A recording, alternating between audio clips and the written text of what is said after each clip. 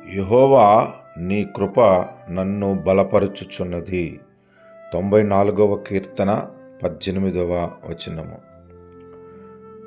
దేవుని కృప మనలను బలపరుచుచున్నది.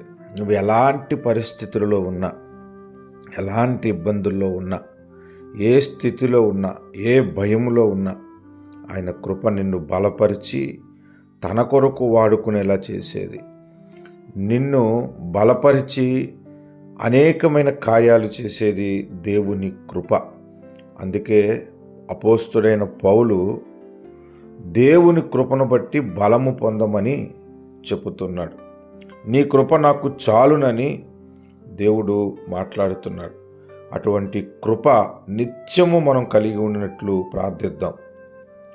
ప్రేమ కలిగిన మా తండ్రి, నమ్మకమైన ప్రభువా, నీ కృప మాకు కావాలి నాయన.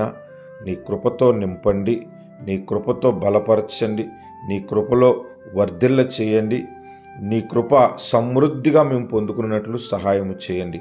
కృప వెంబడి కృప మాకు అనుగ్రహించమని యేసు నామములో స్తుతిస్తూ ప్రార్థిస్తున్నాము పరమ తండ్రి. ఆమేన్.